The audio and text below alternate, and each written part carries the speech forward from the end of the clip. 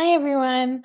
Welcome to a little online lecture about defining prejudice and how can you detect hidden prejudice. And then I'll do a second part on causes and how to reduce prejudice. So, chapter 13 is a great one. It's a classic in social psych research. The first published book on prejudice and stereotyping was written back in the 1930s. So, yeah, about 100 years of research going on with the topic. First of all, what is prejudice? It's a term that is floated around a lot. And in terms of like social psychology and the scientific literature, what do we mean by that? First of all, you can have positive prejudice, but the chapter focuses on negative prejudice.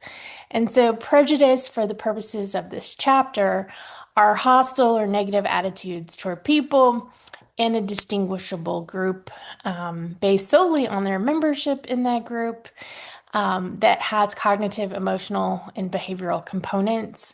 And any group can be a target, whether they're like a positive group, typically seen as positive, or not.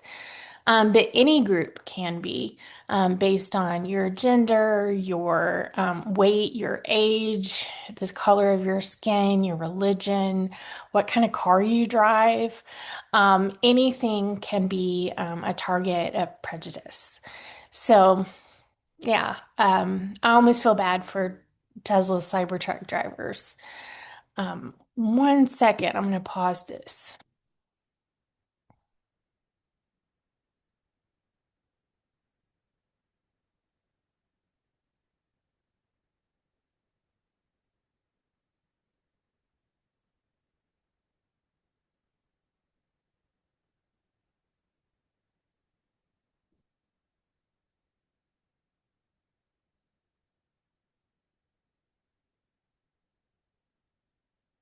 Was it filming that whole time?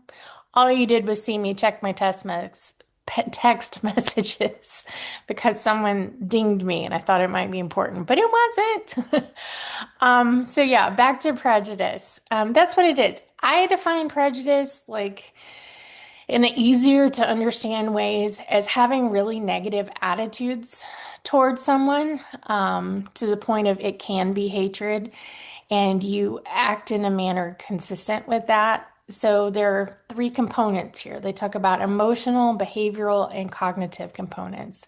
We call those the ABCs in social. The A being affect, fancy term for emotion. B being behavioral, you tend to discriminate. And C being cognitive, you have some sort of schema or thought structure around that group of people. So, yeah, you've got emotions. It's to that point of like you have emotions that are negative. In this context, it can be positive. You behave in different ways around them. Could be just feeling awkward to actually, doing hate crime. And you have thoughts about them, and those thoughts are kind of resistant to change. So let's get into it. The slideshow talks about all kinds of stuff that you can be discriminated against. And then it starts to talk about the different aspects involved in prejudice here. Affective, which is emotions, behavioral discrimination, which is excluding someone or including or just treating people differently based on their group affiliation. And then stereotypes, like we mentioned. And I would put this in A, B, C order. Or if you remember C, A, B easier, that's up to you. All right, so stereotype, the cognitive aspect, it's a generalization we have about a group of people and how people in that group behave and think and feel and what they're like. It's traits, and we don't really necessarily pay attention to individuals in part of a stereotyped group unless we need to. Um, a little bit later on in the chapter, they will talk about how, as human beings, we can't help but categorize people and have expectations of how they will behave based on how we categorize them because there's so much going on in the world. Like, if we treat each person as a whole new entity, trying to process everything about them, we would be in overdrive. It would be too much. So stereotypes kind of serve a purpose, but it doesn't mean you should act on someone based on a stereotype, and it doesn't mean that that stereotype is fair. So having knowledge about a group is one thing, but stereotyping everyone within that group is where it kind of crosses the line a little bit. Um, So, like I was mentioning, we can't help but create these categories. We often make sense of the world. Like little kids are like, "Are you a boy or are you a girl?" And they judge you based on if your hair is long, you're a girl, and they have to figure out what that means. So again, creating categories is a way of just understanding the world for us. And then we gradually have knowledge about those categories as well as stereotypes of how people generally um, behave, think, feel as part of that group. Stereotyping can be positive or negative. We may stereotype certain groups as being great, like Girl Scouts are cute and they have cookies, or it could be a negative stereotype that Girl Scouts are always trying to sell you crap and it's a little cultish. Um, and either way, they do help us simplify our world.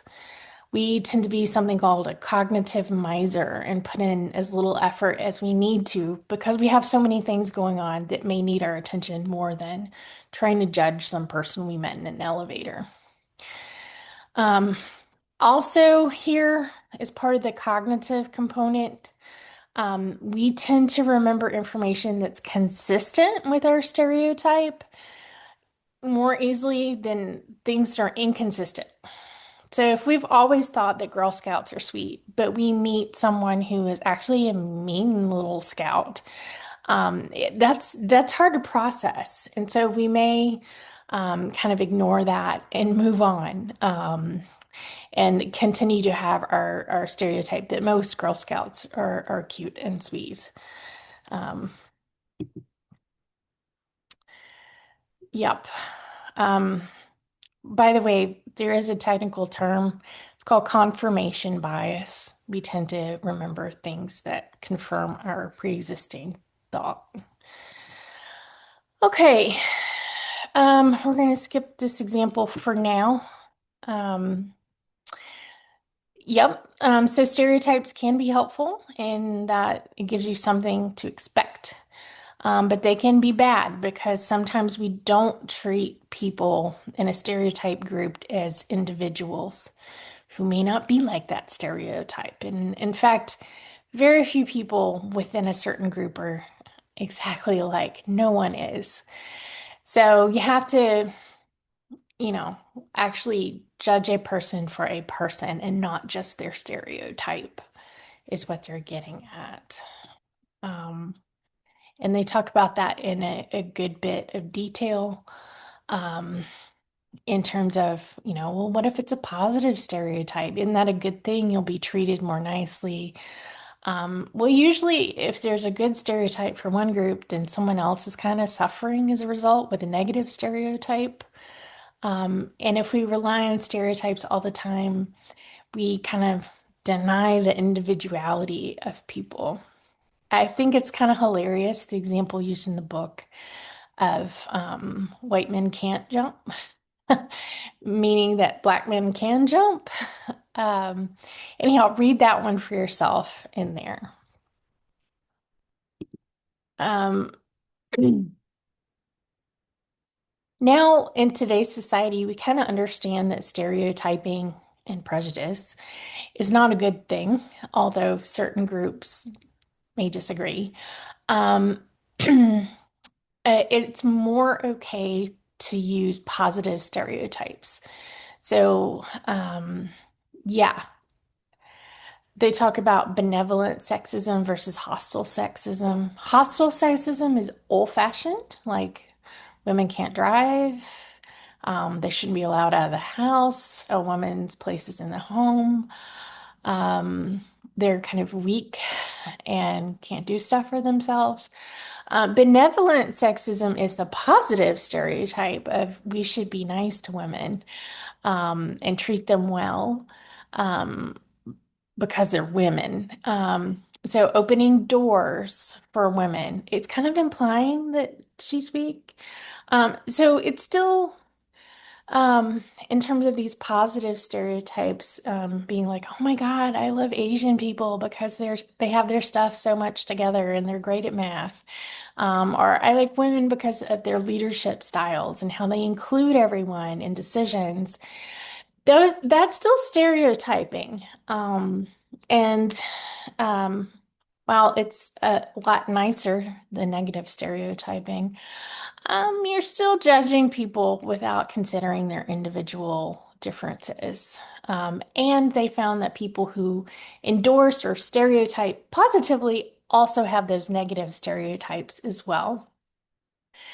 So while stereotypes are kind of inevitable in that we naturally categorize people, it's also very important to be aware that we have those and we should judge people for themselves and give people a chance. And oftentimes, just being aware that we have those stereotypes and can't help but use them sometimes is enough to reduce how much we use them. Um, so, yeah, that comes up a little bit later in the chapter in terms of trying to reduce prejudice. The affective component is one of the hardest things in the world to overcome, um, mainly because we learn about groups as a young age, and we tend to absorb the feelings around us. And so we learn that early and strong, and it can be hard to change. If you grew up with an ingrained hatred toward fill in the blank, it's much harder to change hatred than a thought about someone. You can have factual information, eventually, hopefully, that changes your mind in terms of cognition. But when it comes to how you feel, that can be a little bit more challenging. We often will distort or rationalize things to make people fit in our boxes. Oh, Olive is going to talk to us now. She might make an appearance, the cat. And yeah, we really have that feeling of like a gut instinct that, for example, as an American, we think communists are horrible and evil. Um, and yeah, we tend to like British people. I don't know.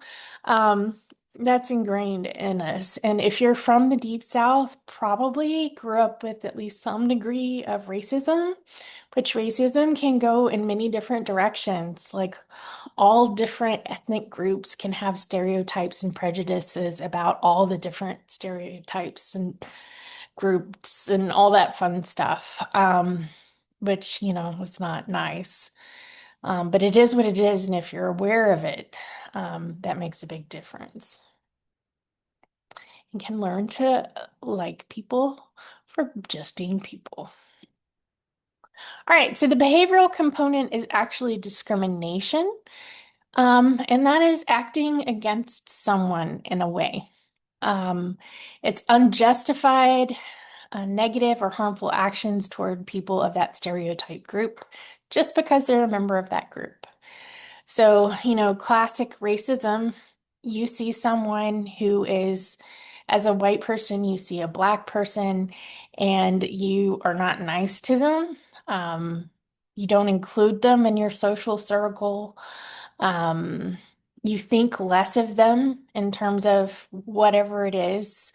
Or you may actually stereotype them as being good athletes. But anyhow, um, the actual acting against people, um, or towards them sometimes, but usually against is discrimination. And they talk about um, this term called institutionalized discrimination, and how even though there are laws and rules set that you should not discriminate on the basis of sex, race, um, religion, all that kind of stuff, people do it. So, some examples here. There's been a lot of research on discrimination in hiring for jobs. Um, if you take the same exact resume and put a woman's name versus a man's name on it, oftentimes guys are judged as being more competent and offered the job with a higher salary more often. It depends a little on the job, in that if it's a job that is stereotypically feminine, um, it may be a little bit different. So maybe hiring for elementary school teacher or a nurse could be a little bit different, but that's a whole different ball of wax. Same thing with race. If you change from white to black or black to Asian, it makes a difference in terms of if someone is hired or not. Um, they talk about whitening a resume. What does that mean? They scrub anything that might hint at who they are. Um, I don't know if you know this, but in Europe, you actually include a picture with your resume, and you can change that picture as part of a research study. And that actually makes a difference as to how many callbacks people get. But yeah, whitening a resume. People also check your social media when you're going in for interview, if you have any public social media. And so one other study, instead of whitening their resume, whitened their Facebook account. So yeah, I know Facebook is for old people, but whatever you want, create. Researchers decided to create a fake social media profile that was, a different race from the person to see if that made a difference, and it did. So typically speaking, white people got more callbacks than black people. They didn't really get into Asian folk too much in the study that I'm thinking of. All right. Institutionalized discrimination, actual behaviors against people that are pretty horrible. I mean, driving while black is a thing. Um, African Americans are more likely to be arrested for crimes. White people are more likely to get away with it, whatever it is. Um, they are disproportionate, Black people are disproportionately arrested, convicted, and incarcerated, um, especially when it comes to drug crimes. Even though uh, white people may be caught fairly frequently, they're less likely to be prosecuted or prosecuted as harshly. Um, so, yeah, it's not good. What does everyday discrimination look like these days? It's not really acceptable to show lots of discrimination super openly, except in certain circles. So you often see little things instead. Microaggressions are little slights, indignities, put downs. Um, and I could not think of a good example of this. I know what they're talking about, so let's use theirs. When a white professor compliments an Asian American student on his excellent English, but the guy was actually born here, just like, oh my God, how stupid do you have to be? Or maybe it could be something like complimenting a white person by saying, you're pretty good for a white guy in sports, or saying, you know, wow, I'm impressed. You're smart to an African American. Uh, that seems, yeah, like more than a microaggression, but little things, little things. Um, mm-hmm. Nonverbals can be microaggressions. That I think they're trying to show that this person is literally pulling away from a disabled person, but standing further away from someone you have a negative stereotype about or you're prejudiced against. Um, Treating them differently by being colder than you would have to another person in an interaction. Um, all of those little things. All right. So when does our prejudice show? When does it sneak out? If we have it, and most people have a little bit. Um, Especially when we're afraid or stressed. There's some research showing that when we are not doing well financially as a society becomes more racist and jerky. Um, when we're angry or when we've been insulted, we lash out in any way we can think of. And sometimes that's in line with whatever prejudice may be up there. So, prejudice, we often try to not show, but it sneaks out occasionally. It can lurk beneath the surface. Um, and unfortunately, uh, it has negative consequences in so many different forms. We've already talked about some. Um,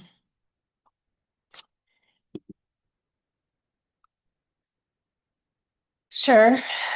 Um, I don't think I have anything to add to this particular slide. And I don't, in terms of Philando Castile, I don't know the details of that particular shootings. But what I do know a lot about is this research. And that's if you're in a situation, especially with the police officer, but anyone with a gun, a African American person is more likely to get shot. So here, um, they're talking about a video game similar to Hogan's Alley, where they have people pop up and you have to judge whether or not they're a bad guy and shoot them.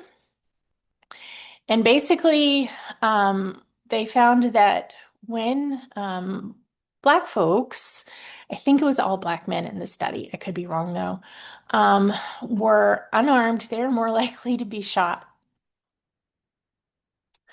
So again, you hear these horrible stories on the news about police abusing people who are not white and treating them not nicely.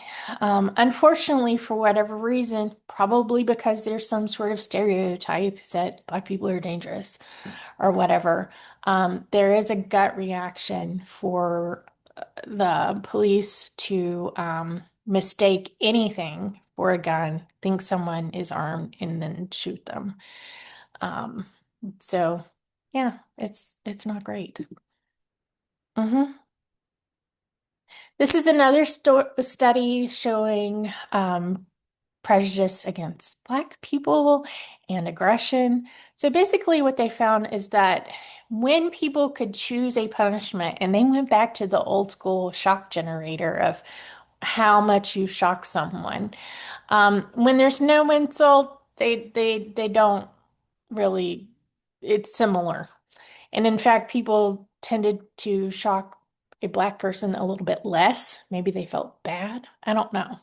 But when insulted, the white person is shocked similarly to no insult, but the Black victim got a much larger punishment.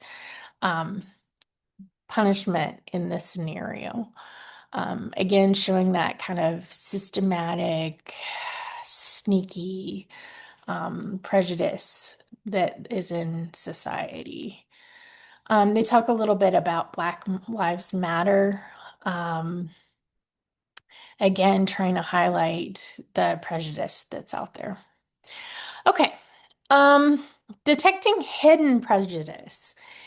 Uh, this is an interesting little section to me. It used to just talk about one test called the IAT. We're going to get to that. It's expanded quite a bit since then. Generally speaking, it's not acceptable to be super prejudiced. So it does sneak out in more subtle ways for the most part. Um, and people, um, hide it. But when does it come out? How can you measure if that prejudice is in there? And then what can you do about it, kind of thing. Um, it, yeah. They do bring up the Obama presidency and how, even though we had a president who was half African American, our attitudes didn't change a whole lot towards Black people in leadership positions. And while he was president, he was attacked on all kinds of weird fronts for like not being American, being a Muslim, he's not, and all kinds of stuff. So if you're interested, there's a nice little write-up in the book on that. And now Olive is howling from upstairs. I'm gonna pause for just a second. Okay. All right. Mhm, mhm, mhm. Most people have a sincere desire to become less prejudiced. And we don't want to be labeled as sexist, racist, homophobic. We're trying to become better as a society, I think, um, for most people. But it's still out there. So, how can we identify automatic prejudice and if it's still out there? They talk about those resume experiments again, where you change people's names. And they found that, yes, there's still gender bias. We still hire men, we still hire white people, we still hire Christian people at higher rates and offer them better jobs with better salaries. Um, there's a little bit less bias in recent years toward gay versus not gay. Hey. Um, One of the older methods for detecting bias is something called a bogus pipeline. Basically, what this is hooking someone up to a lie detector so that we know as experimenters when this person is lying and then ask them about their attitudes. And then people are more honest, usually, because they think we can read their mind or at least know when they're lying. And people do oftentimes reveal some extra prejudices or that prejudice that they're trying to get rid of when they're in a bogus pipeline. The other thing that to me is a little controversial, and your book will talk about that as well, is implicit prejudice. And this is prejudice you don't know about, that you don't know you have. So it's one thing if you know you got something going on, but if you don't know, then what do you do about it? Well, so there's a test called the IAT. If you're interested, Google Harvard, like Harvard University, and IAT, and their website will pop up. You can take the IAT for yourself for many different groups to see if you might have implicit bias. I've done it and it's a lot of fun. But the IAT basically measures your reaction time with pairings of pictures and words. Um, so here's some faces they might show you, and then they'll have like one of these faces and good or bad, and you push a button, and it's that reaction time that comes into play. And based on people tend to push the button faster when it's white and good, and slower when it's a black person paired with good. And that's supposed to measure your implicit bias. It's also possible that it's measuring just your knowledge of stereotypes, not necessarily what you personally endorse. Um, in some studies, it does predict behavior. In some studies, it doesn't. So, it's, yeah, it's a very interesting idea of do we have implicit bias we don't know about? Probably yes. But do you actually endorse it or mean for it to come out? That's kind of a different thing. Or will it ever come out is also an interesting question if it's there. Um, in the book, they give you a couple of examples of when implicit bias might sneak out. And obviously, we still have some systematic and institutional isms, racism, sexism, all that kind of stuff. So it's there, but is it implicit? I don't know. But take those tests. They're really interesting. I think they show something about implicit bias or bias you may not be aware of. The thing is, people who score pretty high on it also show over prejudice too. So I don't know. Check it out. See what you think. All right. Um, I think this is going to be the last little section for this video. Um, Nope, actually, I'm going to go ahead and pause it here because there's a lot of info here and I feel like I've been talking for a while.